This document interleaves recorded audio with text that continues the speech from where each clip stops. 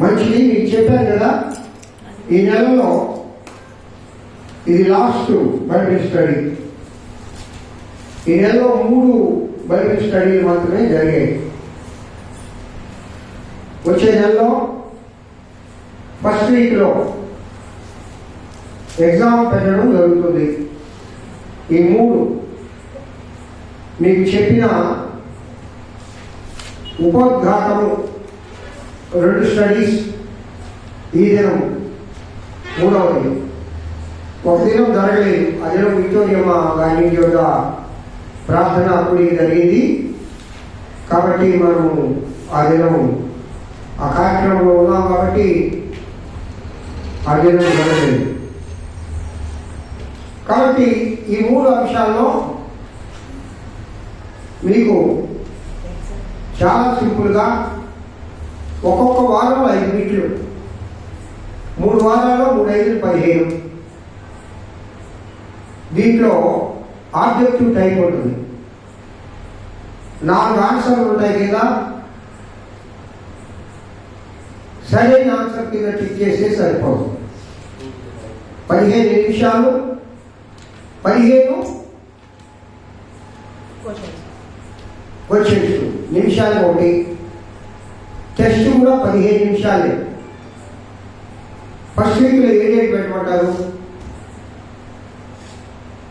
1వ తేదీ మనకు శనివారం వచ్చింది, 2వ తేదీ ఆదివారం. 1 వీక్ 2 ప్రకటిస్తే బాగుంటుందా చర్చిలో? మిగతా వాళ్ళకు కూడా కొంచెం ఉత్సాహంగా ఉంటుంది. 1వ తేదీ సాయంకాలం 7 గంటలకు రండి. ఎన్ని గంటలకు? 7 గంటలకు చర్చి దగ్గర రండి. 7:30 పరీక్ష పెట్టండి. 7:45 నిమిషాల వరకే, 15 నిమిషాలే. అదేమో ఆరాధన ఏముండదు. శనివారం దినం ఆ దినము 1వ తేదీ సాయంకాలం 7:30 రండి. 7:30 నుంచి 7:40 దాకా ఎగ్జామ్ ఉంటుంది. అంటే 7 గంటలకి చర్చి దగ్గర రండి. 7:30 to 7:45, only 15 questions. Objective time, ఒక్కొక్క క్వశ్చన్కి ఒక్కొక్క సెకండ్, ఒక్కొక్క నిమిషం, 15 నిమిషాలు.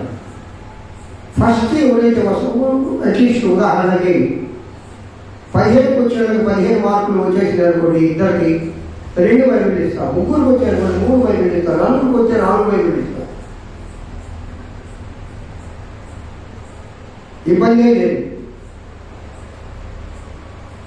ఆదివారం రోజు ప్రార్థన చేయడం, 2వ ఆదివారం చర్చిలో ఇవ్వడం జరుగుతుంది. కాబట్టి జ్ఞాపకం పెట్టుకోండి. హల్లెలూయా చెప్పండి ఒకసారి. హల్లెలూయా. ప్రియా దేవుని బిడ్డలారా,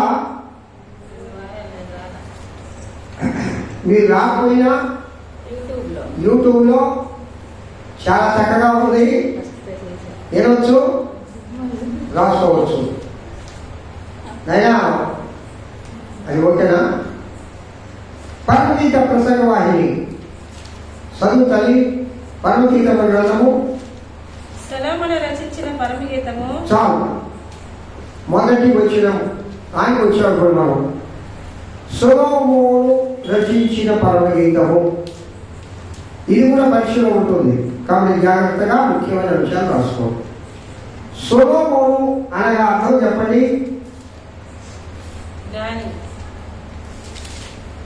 సమాధానంతో నింపబడిన వాడు.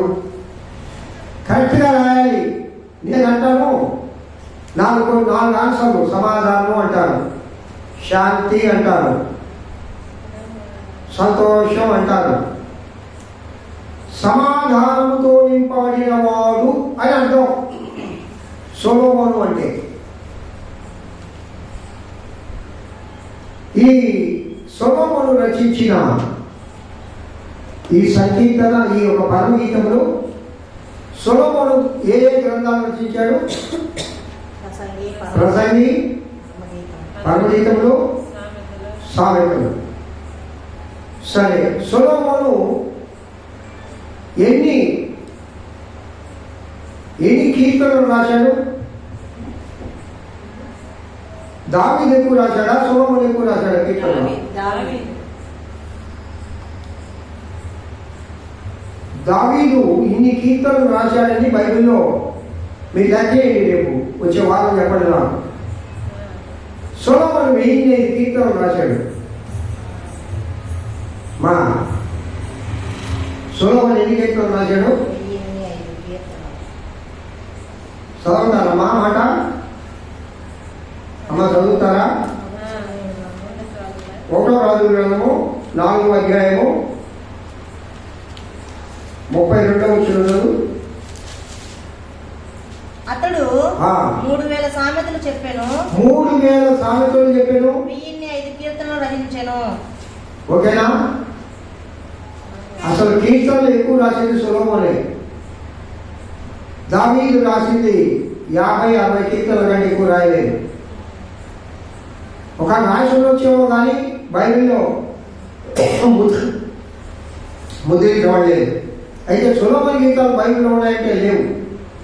కానీ బైబిల్లో ఒక సంఖ్య ఇచ్చాడు, దావీదు దీన్ని రాశాడు అని సంఖ్య బైబిల్లో ఇవ్వలేదు. 1వ రాజుల గ్రంథము చెప్పడమా 4వ అధ్యాయము 32వ వచనంలో ఎన్ని సామెతలు చెప్పాడంట? 3000 సామెతలు. జ్ఞాపకం పెట్టుకోండి, 3000 సామెతలు 1005 కీర్తనలు రాశాడు. కాబట్టి మీరు ఏ దైవజనుడిని అడిగినా కీర్తనాకారుడు అంటాం దావీదుని. అసలు కీర్తనాకారుడు అంటే సొలొమోనే. కీర్తనలు చదివేటప్పుడు చాలా మంది తెలియక ఏ కీర్తనైనా దావీదు కీర్తన అంటారు, కానీ దాని పైనే రాసి ఉంటుంది అది ఊరు రచించింది. మోషే గారు కొన్ని కీర్తనలు రాశాడు, సొలొమోను రచించిన కొన్ని కీర్తనలు ఉన్నాయి. ఇంకొకరు రాశారు చెప్పండి, కోరహు కుమారుడు కొన్ని కీర్తనలు రాశారు, దావీదు కొన్ని కీర్తనలు రాశారు. ఇంకా పేరు వెరీ గుడ్, ఆసాపు కొన్ని కీర్తనలు రాశాడు. పేరు లేని కీర్తనలు కొన్ని ఉన్నాయి. కాబట్టి కీర్తనలు 1005 రచించిన ఆయన ఎవరంటే సొలొమోను. హల్లెలూయా చెప్పండి ఒకసారి. 1005 కీర్తనలు రాశాడు. ఎన్ని సామెతలు రాశాడు? 3000 సామెతలు రాశాడు. మొట్టమొదటిగా 1వ రాజుల గ్రంథము 2వ అధ్యాయము 12వ వచనం చదవండి. 1వ రాజుల గ్రంథము 2వ అధ్యాయము 12వ వచనం. అప్పుడు సొలొమోను తన తండ్రి అయిన దావీదు సింహాసనం మీద ఆసీనుడాయెను.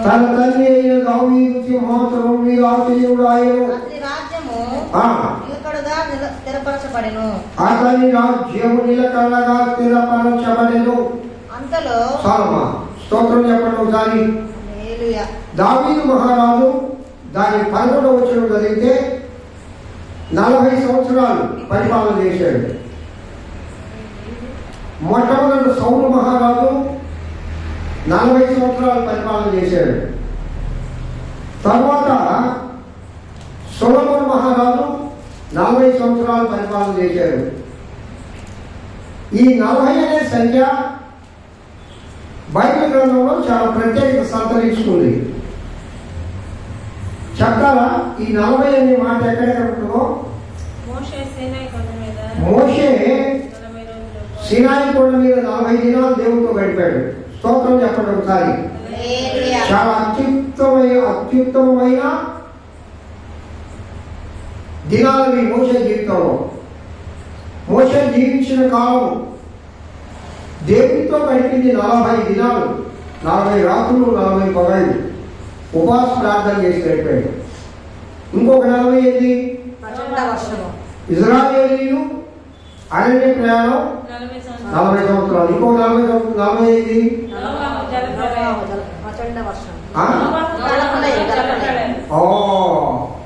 ఈ భూమి ఆదాము అవ్వల సంతతి నోహు కుటుంబం తప్ప ఎవ్వరూ లేకుండా నిర్మూలన చేయబడింది 40. ఇంకొకటి ఏంటి? ఎవరుంటారు? యేసుక్రీస్తు ప్రభువు. మీకు సగం చెప్పాలి ఇక్కడ. యేసుక్రీస్తు ప్రభు పరిశుద్ధాత్మ పొందగానే దేవుడు లోకానికి వేరుగా తీసుకుపోయాడు. యేసయ్య స్తోత్రం చెప్పండి ఒకసారి. అప్పటి వరకు అప్పుడు యేసయ్య ఏజ్ ఎంత? ఆ ప్రభు ఏజ్ ఎంత? 30 సంవత్సరాలు. కరెక్ట్గా 30 సంవత్సరాలు. అక్కడి నుంచి సేవ ప్రారంభమైంది. పరిశుద్ధాత్మ పొందగానే ఆత్మ చేత కొనిపోబడేను అని రాయబడింది. ఎక్కడికి వెళ్ళాడమ్మా? జనులకు దూరంగా, లోక నివాసులకు దూరంగా, లోకస్తులందరికీ దూరంగా ఆయన 40 దినాలు ఉపవాసం ఉండి ప్రార్థన చేశాడు. మరి యేసయ్యే ప్రార్థన చేస్తే, ఆ దేవుని కుమారుడే ఉపవాసం ఉండి ప్రార్థన చేస్తే, మరి నీవు నేను ఎంత ప్రార్థన చేయాలా ఆలోచించాడు. 40 దినాలు లోకానికి మొరుగై ఉండాడు. ఎప్పుడు పరిశుద్ధాత్మ పొందిన తరువాత. దీనిలో మనం నేర్చుకోవాల్సింది ఏంటో తెలుసా? దేవుని ఆత్మ పొందిన తరువాత నువ్వు లోకానికి మరుగై ఉండాలి. అదే చెప్పండి దేవునికి. లోకానికి మరుగై ఉండాలి అంటే ఈ లోక స్నేహము దేవునికి వైరమని నీ వెలుగువా. ఈ లోకానికి మరుగై ఉండాలి. ఈ లోకస్తులతో మాట్లాడకూడదు కాదు. మాట్లాడడం వేరు, స్నేహం వేరు. అంతేనా? నేను చెప్పేది అబద్ధమా సత్యమా? మాట్లాడడం వేరు, స్నేహం వేరు. స్నేహం అంటే ప్రాణ స్నేహితులు ఉంటారు. అందరూ స్నేహితులు కాదు. Roommates, classmates, job mates, age mates, ఒకే పీర్ గ్రూపు, చాలా మంది చూస్తాము మనం. ఎప్పుడైతే దేవుని ఆత్మ చేత నువ్వు నింపబడతావో నువ్వు లోకానికి మరుగై ఉండాలా. యేసుక్రీస్తు ప్రభువు కూడా ఈ లోకానికి మరుగై 40 దినాలు ఉపవాసం ఉండి ప్రార్థన చేశాడు. నువ్వు లోకానికి మరుగై ఉండాలా. సరే, అది ఒక పెద్ద గొప్ప ఉపదేశం ఉంది కాబట్టి నేను వెళ్ళిపోతూ ఉన్నా. సంఖ్యాకాలం 14:33 వచ్చిన ఒకసారి ఈ 40 అనే మాట అక్కడ రాయబడి ఉంది. సంఖ్యాకాలము 14:33. న్యాయపత్రులు 3:11 ఒకటి తీయండి. కీర్తనలు 96:10 ఒకటి తీయండి.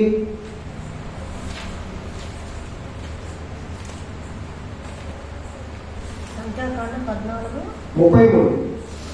మీ శవములు ఈ అరణ్యములో క్షేమగు వరకు మీ పిల్లలు ఈ అరణ్యములో 40 ఏళ్ళు తిరుగులాడుచు వ్యభిచార శిక్షను భరించుదురు. ఎన్నమ్మా? 40 ఏళ్ళు అరణ్యంలో తిరిగారు ఇశ్రాయేలీయులు. న్యాయాధిపతులు 3:11 దీన్ని. అప్పుడు 40 సంవత్సరములు దేశము నెమ్మది పొందెను. తర్వాత కనుచు కుమారుడైన ఒత్నీయేలు మృతి పొందెను. 40 సంవత్సరములు దేశము నెమ్మది పొందెను. ఎప్పుడో తెలుసా? దాని పైన తెలుస్తుంది. యెహోవా ఆత్మ అతని మీదకి వచ్చెను కనుక అతడు ఇశ్రాయేలుకు న్యాయాధిపతి యుద్ధములకు బయలుదేరగా యెహోవా అరణ్యహారాయిము రాజైన నిషాతాయిము లేచి అతని చేతికి అప్పగించెను. అతడు కూషన్ నిషాతాయిమును జయించెను. అప్పుడు 40 సంవత్సరములు దేశము నెమ్మది పొందెను. ఇది మనకు కొత్తది, నేర్చుకోండి. ఒక రాజు ఒక న్యాయాధిపతి రాజ్యాలు అయ్యాడు. అప్పుడు రాజు ఆయనే, న్యాయాధిపతి ఆయనే. ఆ రాజు పేరు మనకు నోట్ తిరగడంలే. ఆ రాజు కాలంలో 40 సంవత్సరాలు నెమ్మదిగా ఉండిందంట లోకం, ఆ ఇజ్రాయెల్ దేశం. సంకీర్తన 96:10. యెహోవా రాజ్యము చేయుచున్నాడు, లోకము కదలకుండా స్థిరపరచబడి ఉన్నది. న్యాయమును బట్టి ఆయన జనములను పరిపాలన చేయును. ఈ వార్తను అన్ని జనుల్లో ప్రకటించుడి. Praise the lord. యెహోవా రాజ్యం చేయుచున్నాడు, లోకము కదలకుండా స్థిరపరచబడి ఉన్నది. న్యాయమును బట్టి ఆయన జనములను పరిపాలన చేయును. ఈ వార్తను అన్ని జనుల్లో ప్రకటించుడి. ప్రియరా, యెహోవా రాజ్యం చేస్తున్నాడు. దేవుని రాజ్యం వస్తుంది. అది పరలోక రాజ్యం. అది 1000 ఏళ్ల పరిపాలన. ఆ దేవుని రాజ్యానికి 40కి సంబంధం ఏంటో నేను మళ్ళా మీతో ప్రస్తావిస్తా. అది చాలా నిగూఢమైన సంగతి. ఈ 40 అనే సంఖ్యలో రాయబడి ఉంది. యెహెజ్కేలు 29:11. యెహెజ్కేలు 29:11. దానిలో మనుషులు సంచరించరు, పశువులు తిరగవు. 40 సంవత్సరములు అది నిర్నివాసముగా ఉండును. ఎన్ని సంవత్సరాలు? 40 సంవత్సరములు. 40 years. మనం చెప్పినవి కాకుండా నేను మీకు కొత్త పరిచయం చేశా. ఒక 3.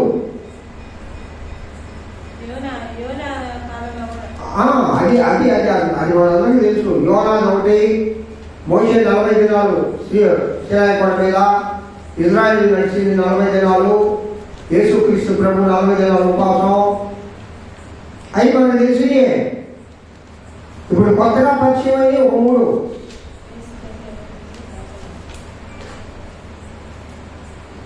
కాబట్టి పిల్లల ఈ 40 అనే సంఖ్యకు దేవుని గ్రంథంలో ఒక ప్రత్యేకత ఉంది. ఇంకొక సంఖ్యకు ప్రత్యేకత ఉంది. ఇంకొకటి ఏంటి?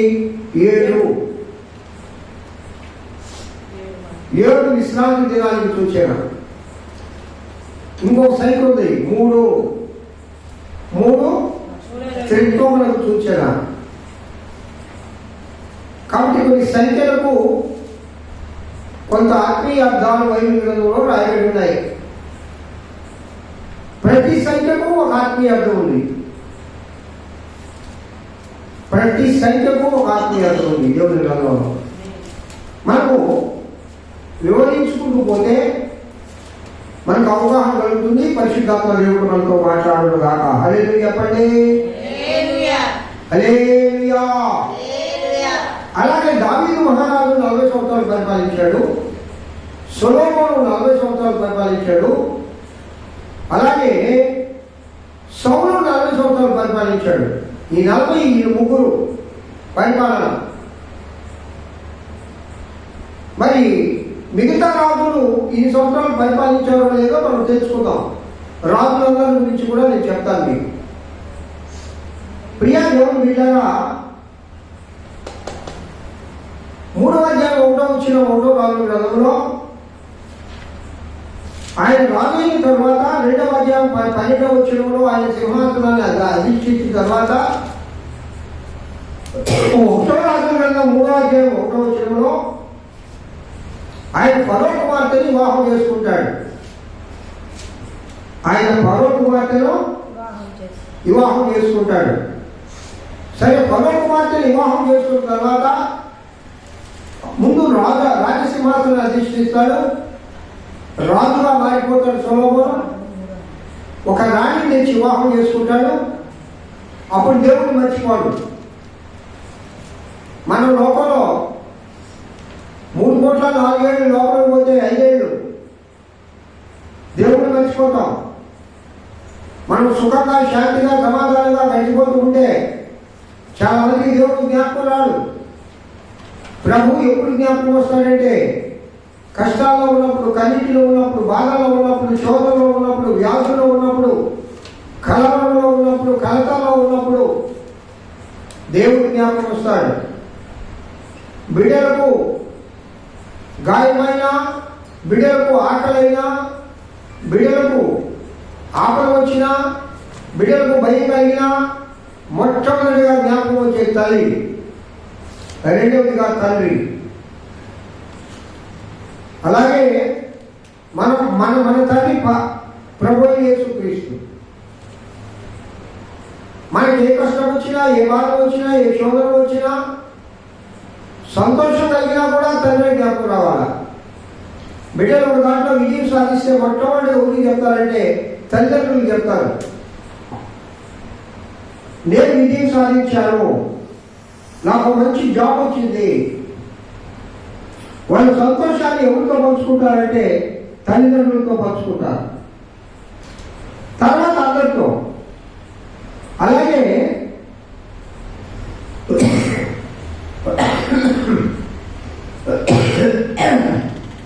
నీ పరిస్థితులు ఏమైనా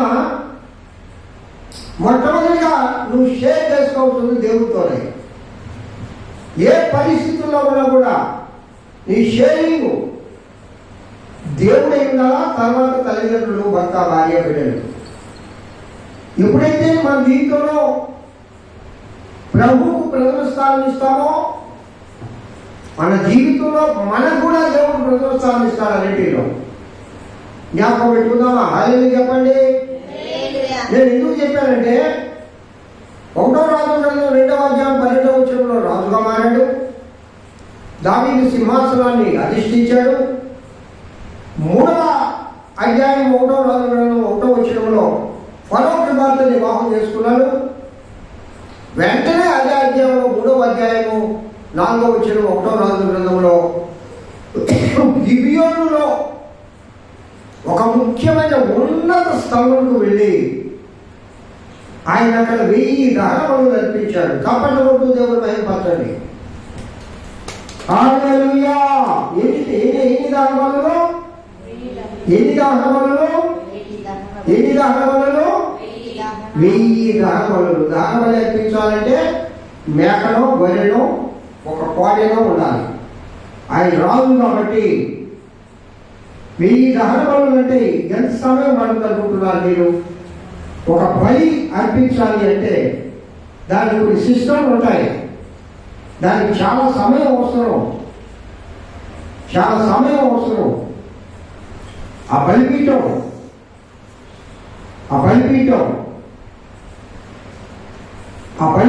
ఏర్పాటు చేసుకోవాలి.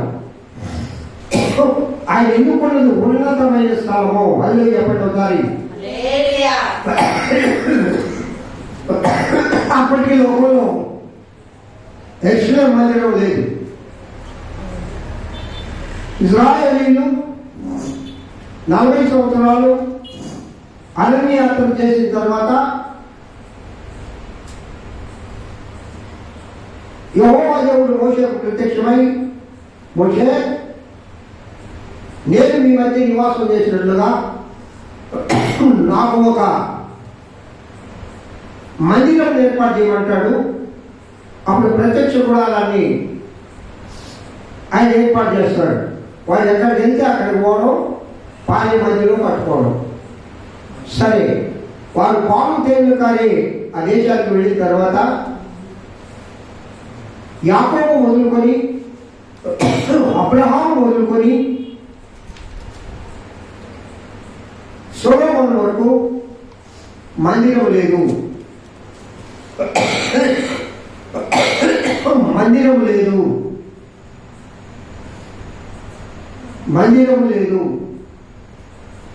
మరి వాళ్ళు ఏ విధంగా బలి అర్పించేవాళ్ళంటే మనం చూసాం. అబ్రహాము బలి అర్పించాడు, బలిపీఠం కట్టి. ఐజాక్ బలి అర్పించాడు, బలిపీఠం కట్టి. యాకోబు బలి అర్పించాడు, బలిపీఠం కట్టి. ఈ విధంగా అంతకు పూర్వం ఏది ఆదాము అవ్వల కాలంలో షేతు బలి అర్పించాడు. అలాగే నోవహు బలి అర్పించాడు. నేను ముఖ్యుల పేర్లు చెప్తా ఉన్నా, ఇంకా అందరూ బలి అర్పించారు. ఈ విధంగా బలులు అర్పిస్తూ వస్తూ ఉన్నారు. దావీదు కూడా బలి అర్పించాడు. అలాగే మొదటి రాజైన సౌలు రాజు కూడా బలి అర్పించాడు. కానీ మందిరం లేదు. ఇజ్రాయేలీలు ఏం చేసేవాళ్ళంటే, బలి అర్పించాలి అంటే వారు ఉండే ప్రాంతంలో, వారు నివసించే ప్రాంతంలో ఒక ఉన్నతమైన స్థలమును ఎన్నుకొని అక్కడ బలిపీఠం కట్టి దేవుడికి బలులు అర్పించేవాడు. సొలొమోను మహారాజు 1వ రాజుల 3వ అధ్యాయము 4వ వచనంలో గిబియోనులో ముఖ్యమైన ఉన్నత స్థలం ఉండెను కనుక బలులు అర్పించుటకు రాజు అక్కడికి పోయి ఆ బలిపీఠం మీద 1000 దహన బలులు అర్పించెను. హల్లెలూయా చెప్పండి. హల్లెలూయా హల్లెలూయా. 1000 దహన బలులు అర్పించెను. ఇంకోసారి చెప్పనా పిల్లరా, ఎప్పుడైతే 1000 దహన బలులు అర్పించాడు, నైట్ అయిపోయింది. బలి అర్పించడం అంటే ఇప్పుడు మనం అనుకునేది దేవుని ప్రార్థించడం. దేవుని ప్రార్థించడం. ఆ దేవుని ప్రార్థించిన తర్వాత దేవుడు సొలొమోనుకు ప్రత్యక్షం అవుతాడు. 3వ అధ్యాయంలో కింద చదవండి, మీకు తెలుస్తుంది. దేవుడు సొలొమోనుకు ప్రత్యక్షం అవుతాడు. సొలొమోనుకు దేవుడు ప్రత్యక్షమై సొలొమోనుతో దేవుడు మాట్లాడతాడు.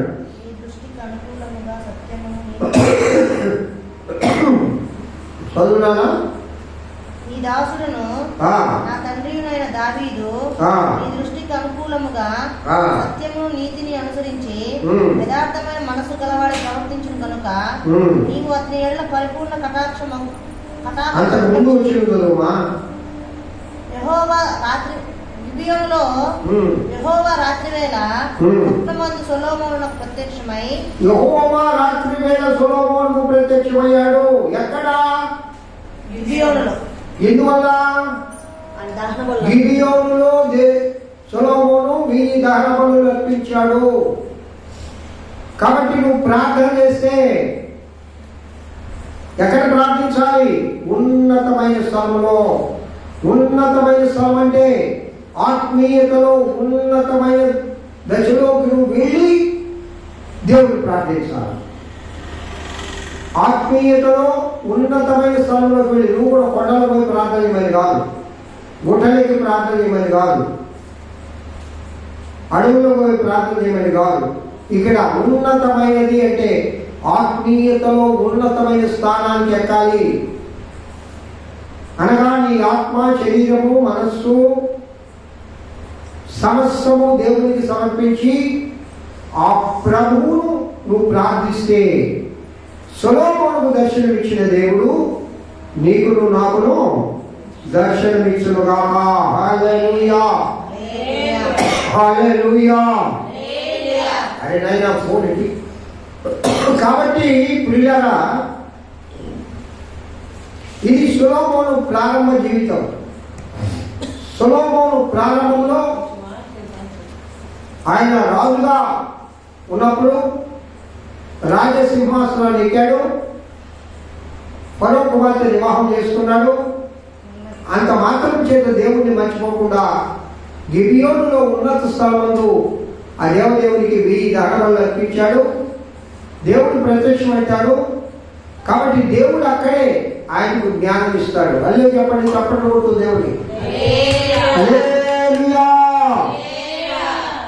మనము కూడా ఎప్పుడైతే దేవుడి దగ్గర మొదలుపెడతామో ఒక ఉన్నతమైన